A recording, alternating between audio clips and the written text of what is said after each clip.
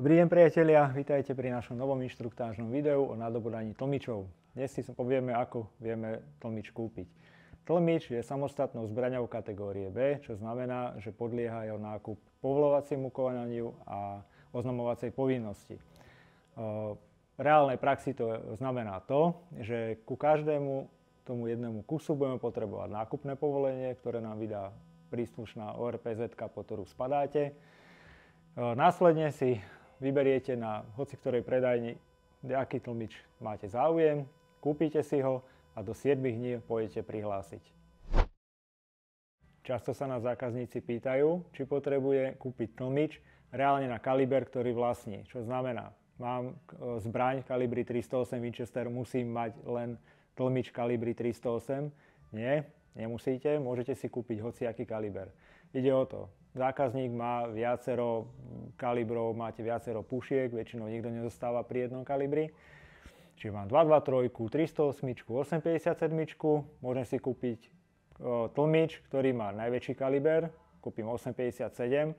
Keď sa mi zbrane zhodujú a majú všetky rovnaký závit, môžem ten tlmič použiť na každú jednu zbraň, čím ušetrím peniaze. Rozoberateľný tlmič alebo nerozoberateľný? Je to jedno. Lebo z hľadiska čistenia dokážeme vyčistiť jeden aj druhý. Rozoberateľný, teda vieme čistiť mechanicky, ale máme už na to koncentráty, rôzne technológie, špeciálne prípravky, ktoré rozpustia dané spaliny, usadeniny a všetky podobné veci. V jednej časti sa jednoducho uzavrie gumenou zátkou, z druhej strany nalejete tekutinku, necháte niekoľko hodín pôsobiť, jednoducho prepláchnete vodou a je to. Nemusí sa báť toho, či vám náhodou niektorá časť hrdzavie alebo nie. Väčšiny tlmičov sú použité buď antikórové veci alebo hliníkové zliatiny, ktoré nehrdzavajú. S tlmičom sa môže polovať zatiaľ len diviačia zver. Pýtate sa, nemám závit na ústi a chcem namontovať tlmič. Dá sa to? Jasné, dá sa to. Je ten proces trochu zložitejší, ale každá jedna guľovnica sa rozobrať dá, keď sa zložila a na každú jednu sa dá závit vyrezať na novo. Musí to robiť skúsený zbrojár, nemôžete to aj urobiť hocikomu, alebo že si to vy urobíte s vlastným závitníkom doma, to by som nedoporučoval, lebo vám vznikajú takýmto prácou veľké vôle a ten tlmič by nemusel fungovať presne tak, ako má. Čo znamená, že by ste sa mohli zraniť, zabiť alebo podobne, ale by tam vznikli veľké nepresnosti. Michal, prečo by som si mal kúpiť tlmič? Tlmič je veľmi dobrý na to, aby si nerušil zver, aby si ochránil vlastného psíka. Samozrejme je dôležité aj pre teba, ty si teda statný chlap, ale niektorí sú subtilnejší. Znižuje spätný raz, to je tá najdôležitejšia vec, je to ako najlepšia úsťovka na svete. Ani jedna úsťovka ti tak nezredukuje ako samostatný tlmič.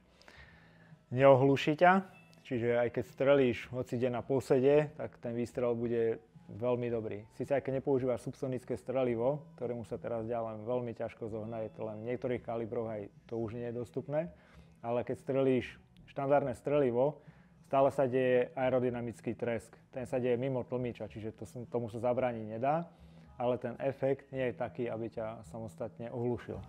Čiže v subsonickom strelive je použitý iný prach, ktorý práve vyhorí v dĺžke hlavne po výstrele a nevychádza už von z hlavne.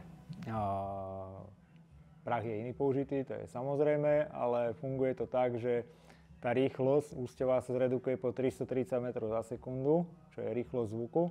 Tým pádom ten aerodynamický trest sa nevytvorí a nespôsobuje to veľké buchnutie. Čiže celý ten výbuch ten tlmič spracuje a prakticky počuť len cvaknutie záveru, ako to býva v niektorých tých filmoch. Michal, práve toho som sa chcel dotknúť. Veľa ľudí pozná tlmiče práve z filmov a predstavujú si, že teda tlmič pohltí všetok hluk, ktorý vychádza z hlavne. Je to takto aj v praxi? S tým subsonickým to pohltí naozaj veľkú časť zvuku, ale stále reálny výstrel má okolo 100 až 120 decibelov a tlmič, aj ten najvýkonnejší, ktorý je, tak pohltí len nejakých maximálne 50 decibelov.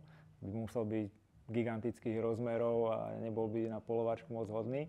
Čo znamená, že neutlmí absolútne, ale spôsobí to, že napríklad taký silný vietor by určite prehlušil takýto výstrel.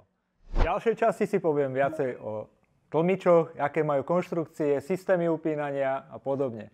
Sledujte nás, dávajte lajky a odbery.